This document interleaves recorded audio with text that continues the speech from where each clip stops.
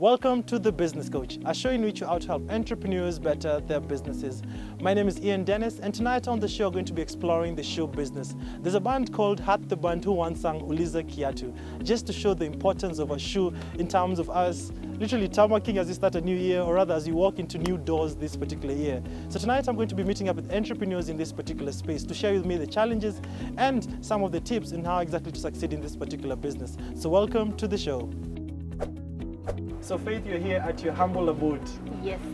You have a very interesting name to your business, Upeo 9-World. Yes. Where did that name come about? Upeo means limitless In which language? in Swahili. Swahili. Yes. Ama mimi kusema kamusi vizuri. Kusema vizuri. Yeah. Yes. So it's because I'm not limited to what I do.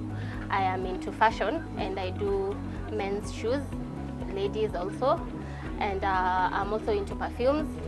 And I still do branding, so it's a whole umbrella. It's a cocktail yes, of businesses. Yes, so even if you tell me you want me to dress you and maybe bring you clothes, I'm still going to do that. I can sort them out for you. Oh, interesting. Yes. So you have a very interesting story that most Kenyans can get to relate to. Yes. You went to university, pursued a particular degree, but Yes. like many other Kenyans, no job opportunities. Yes. Take me through your story and how exactly got into business. Yeah, so I was in KU for 4 years. I did fashion design and marketing. It's an applied human science. So after graduating, like many people, I was hoping to get a job. Yeah. So I started off with internships from many companies. I think like 5, 6. 6 interns. Yes. Wow. Yes. Uh-huh. And of course they pay for interns. It's just hand to mouth. Uh-huh. Yeah, so that is what happened to me. So when I was applying for jobs, I was not getting something that I was Tangible. that's tangible, and I'm in Nairobi, so I have bills to pay. Yes. Yes, So that's when I decided to just start saving up During your internship period. during my internships. So I would save up. I would really sacrifice and not do most of the things that people do, maybe going out and just Yes, being a exactly. youth, like many others. like many other people, so that I can You at decided least to put up your ethics. yes, exactly at that age, so that I can put up something and be able to get a life from it. Interesting. So at what point now, or rather take me through, what point, how long did you save up now to set up your business, and how did you start up your business? That was like 8 months of saving. And I had, I think, around 150K. Ah, interesting. You're very diligent. Within 8 Yes. months during your internship period. Yes, Uh-huh. yes. So that's when I decided to just start a business, a small business. I was at Wendani. I used to live in Wendani when I was in KU. Kahawa Wendani. Yes, Kahawa Wendani. So I got a shop just next to where I used to live. Yes. And how did you start up? What did you stock up first, and how was it in terms of now your first phase of business? Yeah, so I just looked around and saw that there was a gap for shoes, because in KU people walk a lot, and It's a walking nation. Yes, yes. So if you're shopping for shoes, you'll have plenty of shoes, You need because shoes. yeah, because after 2 weeks your shoe Tatabisha. exactly. So you walk through school, because I know KU is quite big, Yes. and then again you tarmac again. You're looking for jobs. It's too much working. Yeah, so that's when I decided to do shoes for ladies. I started with doll shoes for ladies. Ah. Yes. And So I started with, I think I put around 40,000 into the stock. Yeah, so I started with few shoes, around 50 pairs. Oh, 50 pairs. Yes. So there's now the process. You've already invested money into this particular business. Yes. So take me through now the practicality of the business. How is it in terms So, of now getting your initial clients and growing the business? Yeah, so it was really hard at the beginning, because it was just a step of faith, because I had not done business before, and I was not anticipating to do business. So I was just trying to make a living out of it. Yeah, so that's why I decided to add M-Pesa onto it, so that To supplement your income? yes, because not every day people will buy shoes. Ah, all right. Yes. And you were in Wendani for a while before you now transition to where we Yes. are right now Yes. in town. Yes. What exactly informed that transition from moving from the residential area where you were operating before to now move to town? I moved from Wendani because I was doing most online deliveries. Yeah. So I had to wake up in the morning, go to the shop, and people asking for shoes, and they need them to be delivered, because I market the shoes online.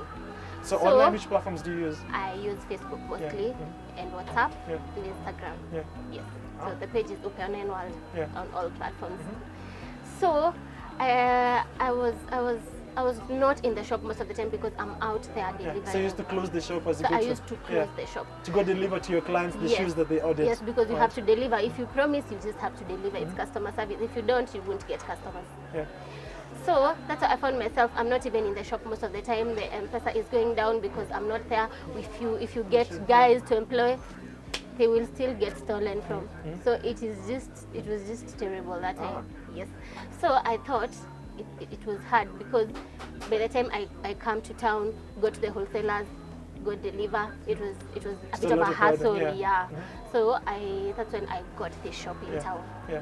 Yes, and I felt like, wow, this is what I've been looking for because it's now a pickup point Oh, for your for clients. guys. Yeah. Right. So because most people would say deliver for me in town. Yeah. Some want to see the shoes first before they buy. Interesting. Yeah, so that's when I realized it is better here Right. than there because I'm able to You're run much more around. centrally based. Yes, it is Yeah. more central. And in terms of your shoe business, what kind of shoes do you deal with? Is it men? Is it ladies? Which one move the most? Shoes for ladies move the most Why is that? because I think ladies have a wide range of taste.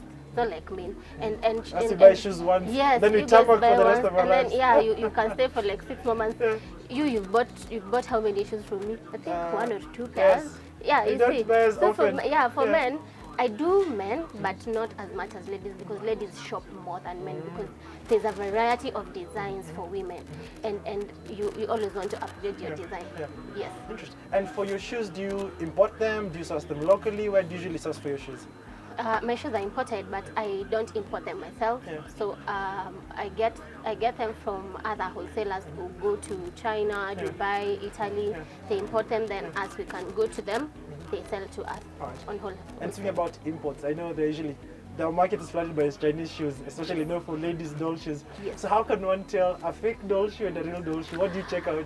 Let me show you. You see, like this one. yeah. This one is a nice doll shoe because even if you do like this, you see. Oh, so you have to. This is how exactly you check for a real shoe. you have to shape. Alright. Yeah, if you don't see the shape like this, You know it's then you from know. China. Yeah, you know after 2 weeks that shoe will not last you. Yes.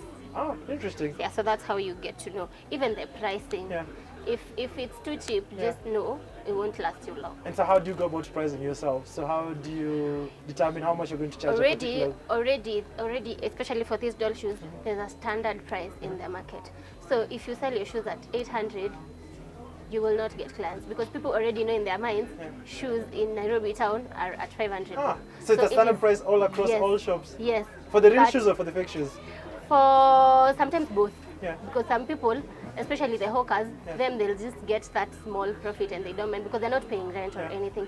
So, but for me, you see, I have to put in rent, I have to put in the labor, you know, and the transport at times. Yeah. So that's why my shoes go mostly for 600. Ah, interesting. Yes. And being in business, like any other business, there are challenges you face. So what have been your core challenges in this particular shoe business? In shoes, I think my biggest challenge is dead stock. Yeah. How do you handle that? Dead stock has been the biggest challenge because sometimes this will be the design that everyone wants. And But ladies, you know, 1 month today- later, you change your mind. they want something else, and you already have 2 boxes of this, and you're like, what do you do with them? Yeah, so what I do, I get them outside to the market and just gear them with either a throwaway price or to just get back the money that you invested. Wow, so dead stock is the biggest issue that you're facing in this business. That is the biggest right now. Interesting. Yeah. And Upeo 9-year-old, I'm sure when you start up something, there must be a vision that you uphold, something you want to achieve. Where would you want to take this particular business in the future? I would want it to get into higher heights because Higher heights, where exactly? You know, higher heights can be higher heights fifth means- floor. no, it means I even want to start my own line for shoes, like manufacture shoes, that Upeo 9 shoes. Yeah. Yes. Interesting. Yes, that's why I want it to go because the market is there. The market is there. So and people want quality shoes. So sometimes shoes will disappoint you. Sometimes customers will come back complaining. Yes. So I'd like to reach that point where I can manufacture my own at my own terms. I know the quality I want. If it's real leather, I know I want Real leather. Yes, and that's what I'm gonna make for my clients. Interesting. I'm wishing you all the best. Thank you. The Bible says, despise not a small beginning. And from my interaction with Faith, she's a lady who wants to take this business to the next level. So after the break, I'm going to be linking up Faith to one of the top entrepreneurs in the show business to give her tips on how exactly to grow a show business. So don't touch that dial, but keep it right here on The Business Coach, where we help entrepreneurs better their businesses.